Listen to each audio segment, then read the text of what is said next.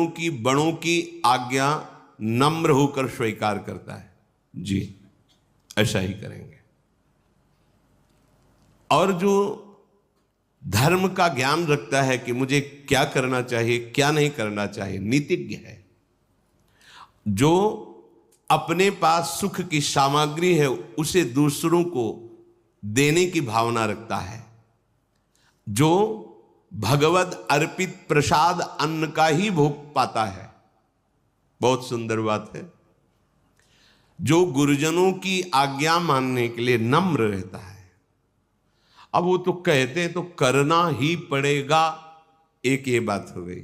और एक बात हो गई, बहुत प्रसन्न होकर हमें जो आज्ञा हुई पालन, हमारा सौभाग्य है नम्र होकर गुरुजनों की आज्ञा का पालन करना। आपको पता होना चाहिए कि आपके लिए क्या अधर्म है, क्या धर्म है, क्योंकि शास्त्रों में बहुत धर्म का वर्णन है। तो आप किस मार्ग के पथिक हैं, आपका धर्म क्या है, ये आपको पता होना चाहिए। सत्संगी को पता होता है। और जो आपके पास अच्छी अच्छी सुख सामग्री है, जिसमें तुम्हारा मन लालायित है, उस सामग्री को, खान पान आदि की, उसको विभाजित करके ही पाओ, दूसरों को पवा दो। थोड़ा मात्रा में आप लो, इससे क्या होगा, आप इंद्रिय विजयी हो जाएंगे। भगवत अर्पित ये नियम ले ले कि बिना प्रभु को अर्पित किए हम कुछ नहीं पाएंगे। भले आप नौकरी में, आपके हाथ में जो आया, आप एक क्षण रुकिए, आराध्य देव का स्मरण कीजिए, राधा वल्लभ लाल कीजिए, मन में ही बोल दिए प्रिया प्रीतम, हे प्रभु आपको अर्पित, फिर हो गया, इतने से ही हो जाएगा। बिना स्मरण किए, अर्पित किए, जो आप पाओगे, आपकी बुद्धि भ्रष्ट हो जाएगी, पतित हो जाएगी। जल भी बिना नाम लिए नहीं पी, राधा वल्लभ लाल की जय, अर्पित किया, पी। जो हिंसा रहित आचरण करता है, बहुत शांत, हम किसी भी जीव को मारे नहीं। देखो हमारा अधिकार है, जैसे इस सृष्टि में रहने का, ऐसे हर जीव की रचना भगवान ने की, उसका रहने का अधिकार है। जब तक आपका प्रारब्ध कर्म आपको दंड नहीं देता, तब तक कोई जीव आपको हानि नहीं पहुंचाएगा। एक तो ये सुविधाजनक वास है, जैसे सेनपुर और कई ऐसे गंगा के किनारे, सच्ची मानिए, जैसे चीटा होते ना, ऐसे बिच्छू घूमते थे, जैसे केचुआ घूमते, ऐसे सांप घूमते हैं। हजारों वर्ष पुराना जंगल सेनपुर। अब जिधर देखो कहीं सांप केली कर रहे, खेल रहे कोई से। अब जैसे आसन में ऐसे बैठे, सामने बिछखा पर सांप ऐसे आ जा रहे। आज भी जाके देख लो, बहुत, अगर कटा नहीं होगा तो बहुत बड़ा जंगल। ऐसे पुराने पुराने बरगद की, मतलब सैकड़ों हाथ में एक ही बरगद है, कितने विशाल कदम, तमाल, ऐसे मन में एकदम आह्लादित रहता था। 2 रोटी, इतनी अरहर की दाल, 24 घंटे में केवल इतनी ही सुविधा थी भोजन की। जो भी संत जन रहे, बस इतना है, ना कोई मीठा, ना फल, ना फूल, ना दूध, ना दोबारा रोटी, था ही नहीं। एकदम एकांत शून्य जंगल, तो बस इतना ही था, 2 मोटी रोटी और इतनी अरहर। और मन हर समय आह्लादित, क्योंकि वहाँ कोई विषय पदार्थ नहीं, कोई विषयों का प्रवेश नहीं। कभी कोई भूले भटके गंगा स्नान, क्योंकि घाट तो था नहीं, तो कभी कोई ऐसे।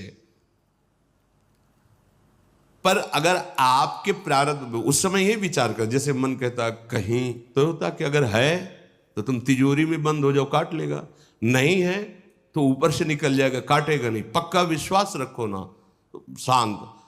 अब जहां आंख मुंदे ध्यान कहीं ऐसा, फिर उसको समझाना पड़ता, नहीं ऐसा नहीं, धीरे धीरे काफी समय मारे, एकदम मन निश्चिंत हो जाता। कभी किसी कीड़े ने नहीं काटा, विश्वास करो। अरे सांप मार दो, क्यों मार, उसका सृष्टि में रहने का अधिकार नहीं है क्या? अरे नहीं, काल है, काल को तुम मार सकते हो क्या? नहीं, ऐसा नहीं, किसी भी जीव को नहीं, ऐसे मारना नहीं।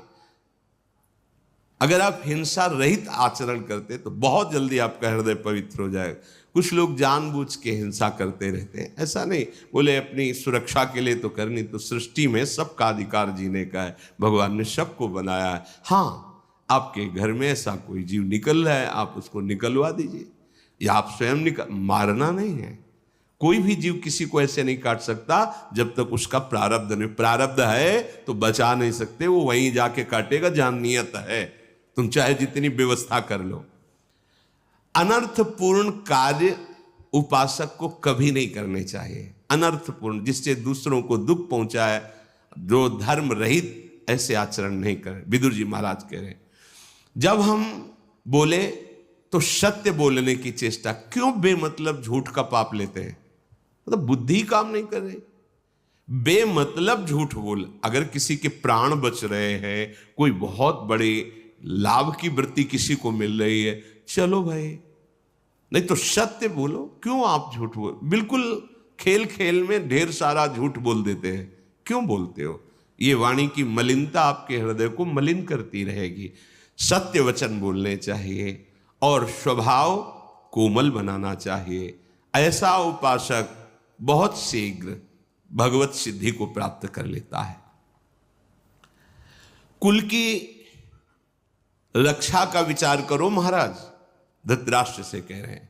सिद्धांत है, अगर शरीर का कोई एक अंग पूरे शरीर की हानि पहुंचा रहा हो तो उसे कटवा देना चाहिए। अगर कुल का एक पुरुष पूरे कुल का नाश कर रहा हो तो उसका त्याग कर देना चाहिए। अगर एक परिवार पूरे ग्राम का नाश कर रहा हो तो उस परिवार का त्याग कर देना चाहिए। यदि एक ग्राम पूरे देश का नाश कर रहा हो तो उस ग्राम का, गांव का त्याग कर देना चाहिए। और आत्म प्राप्ति के, आत्म अनुभव के लिए पूरे विश्व का त्याग कर देना चाहिए। यदि पुत्र शयाना हो जाए, कर्तव्य का निर्णय करने योग्य हो जाए, अगर पुत्री है और उसका किसी वर के साथ पाणिग्रहण कर दिया जाए, तो फिर गृहस्थ को चाहिए कि वो मुनि वृत्ति धारण करके अपने जीवन का चरम परम लक्ष्य प्राप्त करे, अर्थात भगवत प्राप्ति में। मानो धृतराष्ट्र जी से कह रहे कि तुम्हारा कर्तव्य पूर्ण हो चुका है, अब एक ही कर्तव्य है, आप धर्मयुक्त चलकर भजन कीजिए। फिर सुन लीजिए, पुत्र उत्पन्न करना, ऋण भार से मुक्त होना है। पितरों का और इस सृष्टि का हमारे ऊपर ऋण है। यदि हमारे पुत्र कुमार्गगामी हैं तो पितरों सहित माता पिता को नरक पहुंचा देते हैं। यदि पुत्र शयाना हो जाए, कर्तव्य का निर्णय करने लायक हो जाए, तो अपनी गृहस्थी का भार उसको सौंप दे, पुत्रियों का पाणिग्रहण संस्कार कर दे और स्वयं मौन व्रत धारण करके, ज्यादा उपदेशक नहीं, अपने आचरण सुधारे और भजन करके भगवत प्राप्ति करे। मुनिवृत्ति से रहे। मुनिवृत्ति मननशील महात्मा, हर समय भगवान के नाम रूप का चिंतन, आत्मस्वरूप का चिंतन, जो संपूर्ण प्राणियों के लिए हितकर हो, अपने लिए परम लाभदायक हो और ईश्वर अर्पण बुद्धि से किया जाए, वही कर्म सिद्धि प्रदान करता है। फिर सुन लीजिए, हितम यत् सर्वभूताना मात्मनश्च सुखावहम तत्कुर्यादीश्वरे हृतन मूलम सर्वार्थ सिद्धये। जो संपूर्ण प्राणियों के लिए हितकर हो, अपने लिए सुखद परम लाभ प्रदान करने वाला हो और भगवद अर्पण बुद्धि से किया गया हो, वो कर्म सिद्धि प्रदान करता है, अर्थात वो कर्म योग हो जाता है और उसे भगवत तत्व का बोध प्राप्त होने की क्षमता आ जाती है। जो अर्थ चाहता हो, धन, अर्थ सिद्धिम परामिच्छन धर्म मेवादिश्चरेत न ही धर्मा दपैत्यर्थ स्वर्ग लोकादि वामृतम। जो अर्थ की सिद्धि चाहता हो, धन चाहता हो, उसे पहले समझ लेना चाहिए कि धर्म का आचरण करने पर ही धन टिकता है। जैसे स्वर्ग में अमृत पान करने को मिलता है, ऐसे धर्मात्मा पुरुष को अर्थ की सुविधाएं अपने आप प्राप्त होने लगती हैं। कोई सोचता है कि धर्म से चलने वाले को कष्ट बहुत मिलता है, ऐसा नहीं है। क्या अधर्म से चलते हैं तो उनको सुख मिलता है क्या? देखो आप, कभी कभी अधर्म चलने वाला सुखी दिखाई देता है, लेकिन वो पुण्य का संयोग चल रहा है। कभी कभी धर्म में चलने वाला दुखी दिखाई देता है, लेकिन वो पाप का संयोग चल रहा है इस समय। पुण्य और पाप दोनों कर्मों का प्रभाव जीवन में दिखाई देता है। इसलिए जो अर्थ की सिद्धि चाहता हो उसे धर्म पर दृष्टि रखनी चाहिए। अगर धर्म नहीं तो अर्थ टिकेगा नहीं, वो नष्ट हो जाएगा। जिसकी बुद्धि पाप से हटकर कल्याण मार्ग में लग जाती है, वो संसार को भी जान जाता है और भगवान को भी जान जाता है। पाप कर्म करने वाला ना प्रभु को जानता है, ना अपने आप को जानता है, ना संसार को जानता है। भटकना। जो धर्म से चलता है, पाप से बुद्धि हटा लेता है, वो प्रभु को भी जान जाता है, अपने को भी जान जाता है और संसार के रहस्य को भी जान जाता है। मनो विदुर जी कह रहे, महाराज पाप कर्म से आप अपनी बुद्धि को हटाइए। राजन, ऊर्ध्वम प्राणा हृत्क्रामंती यूनः स्थविर आयति प्रत्युत्थानाभिवादाभ्यम पुनस्तान प्रतिपद्यते। जब कोई महापुरुष पधारे अपने से बड़ा तो प्राणों का उत्क्रमण होने, ऊपर उठने लगते हैं। यदि आप खड़े नहीं हुए तो आपकी प्राण शक्ति कमजोर हो जाएगी। अगर कोई आपसे ज्ञान वृद्ध वयो वृद्ध आ रहा है तो आप खड़े हो जाइए। इससे आपकी प्राण शक्ति बलवान होगी, आयु बढ़ेगी, बुद्धि पवित्र होगी। यदि आप उठे नहीं तो आपके प्राण कमजोर हो जाएंगे, प्राण शक्ति कमजोर हो जाएगी। देखो ना कैसी कैसी भावनाएं, कितनी बुद्धि कमजोर, कितने शरीर कमजोर हो रहे हैं, आत्मबल क्षीण हो रहा है। क्यों? धर्म का आचरण नहीं है। रोज माता पिता के उठ के चरणों में माथा रखना, भगवत स्मरण करना, धर्म पूर्वक आचरण। अभी देखो तेज आ जाएगा, बुद्धि आपकी प्रवीण हो जाएगी, आपके प्राण बलिष्ठ हो जाएंगे।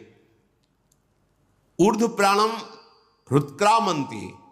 जब कोई महापुरुष पधारता है, आप खड़े नहीं होते, आप प्रणाम मुद्रा में नहीं होते, तो आपकी आयु, प्राण, आत्मबल ये सब कमजोर हो जाएगा। इसमें लाभ है, एक तो मर्यादा भी है और लाभ भी है। इसलिए महाराज, अगर आप में खड़े होने की सामर्थ्य है, कोई महापुरुष पधारे तो उठ करके हाथ जोड़कर नमन मुद्रा में खड़े हो जाना चाहिए। धीर पुरुष को चाहिए कि जब कोई साधु पुरुष पधारे तो उसे भगवत स्वरूप भाव से देखे, मानो मेरे भगवान पधार रहे हैं। ऐसे पहले उनको खड़े होकर के नम्रतापूर्वक हाथ जोड़ करके प्रणाम मुद्रा, फिर आसन, फिर जल आदि के द्वारा चरण पखारना, फिर कुशल मंगल पूछ करके उनसे आज्ञा के लिए हाथ जोड़कर प्रार्थना, क्या आज्ञा है आपकी, क्या सेवा करें। जो क्रोध करने वाला है वो इन आचरणों को कभी धारण नहीं कर सकता, क्योंकि क्रोध कामना से उत्पन्न होता है और कामी पुरुष में इतनी क्षमता नहीं होती कि वो ऐसे मंगलमय आचरणों का निर्वाह कर सके। काफी जो सत्संगहीन है उनको देखा गया है ऐसे ठाकुर जी के सामने खड़े, यह अपराध है। कोई गुरुजन आ रहे तो ऐसे खड़े, अरे नहीं भाई, इतने में क्या चला जाता है प्रभु के सामने, भगवत प्रेमी महात्माओं के, इससे तुम्हारा मंगल होगा। वो ऐसे अभिमान है ना, ऐसे ये तुम्हारा अभिमान ही तुम्हारे लिए काफी है नष्ट करने के लिए, कोई और दूसरा नष्ट नहीं कर सकता। आपका अभिमान, आपका ज्ञान, आपकी ये मनचली वृत्ति ही आपको नष्ट कर देगी। जो कभी क्रोध को बाहर प्रकट नहीं होने देता, जो एक सी समझ रखने वाला है कि सब में प्रभु विराजमान है, किसी भी हानि में शोकग्रस्त नहीं होता, जो संधि करने में बहुत प्रवीण है, किसी भी बात को प्रतिकूलता में न ले जाकर अनुकूलता में ले आना, नम्रता, विनम्रता, दैन्यता, मृदुता, ऐसे भावों के द्वारा उसके कटु विचारों से अपने को न फंसाना, मृदु व्यवहार से उससे संधि कर लेना। जो प्रिय अप्रिय में समान भाव रखता है वो सन्यासी ही कहा जाता है, चाहे घर में रहे चाहे बाहर रहे। घर की स्त्रियां साक्षात लक्ष्मी हैं। पूजनीया महाभागा पुण्याश्च गृह दीप्तयः स्त्रियः श्रियो गृहस्योक्तास् तस्माद् रक्षा विशेषता। स्त्रियां घर की साक्षात लक्ष्मी हैं। जिस घर में स्त्रियों का अपमान निरादर होता है वहां शांति नहीं हो सकती, वहां ऐश्वर्य नहीं बढ़ेगा, वहां अनिष्टकारी चेष्टाएं प्रारंभ हो जाएंगी। माताओं बहनों को भी चाहिए कि जिस घर में आप गई हैं, आपका आचरण, आपका स्वभाव उस घर में सुख हेतु बने, जो आपको, आपके व्यवहार को, आपकी वाणी को सुने तो लगना चाहिए धन्य है हमारे भाग्य जो ऐसी बहू घर में आई, ऐसी बेटी घर में आई। और पुरुष को चाहिए पूजनीया महाभागा पुण्यास्य गृह दीप्तया, ये महाभाग्य से प्राप्त हुई है, बड़ी पुण्यवान है, ये हमारे घर को प्रकाशित करने वाली है, क्योंकि इनके गर्भ से पुत्र होगा और कुल परंपरागत, चाहे पुत्र हो या पुत्री बराबर, हमारी कुल परंपरा और हमारे गृह देवी हैं, ये घर की लक्ष्मी हैं।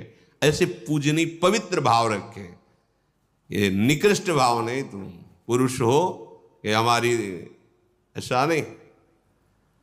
गाड़ी का पहिया कोई छोटा बड़ा अगर होगा तो गाड़ी नहीं चल पाएगी, समान तो फिर मार्ग तय हो जाएगा। जैसे वो आपको अपने प्रभु स्वरूप देखती तो आप भी उसको पूजनीय भाव से देखिए, आदर बुद्धि से देखिए। पुण्याश्च गृह दीप्तया, वो पुण्य वर्धन करने वाली, आपके घर को प्रकाशित करने वाली है, इसलिए इन बातों का विशेष ध्यान रखें। ये क्यों उपदेश करें धृतराष्ट्र जी को कि आपकी घर की ही बहू है द्रौपदी, आपने बैठे हुए सभा में सब कुछ सुना, देख नहीं पा रहे लेकिन सुन रहे थे और आप चुप थे।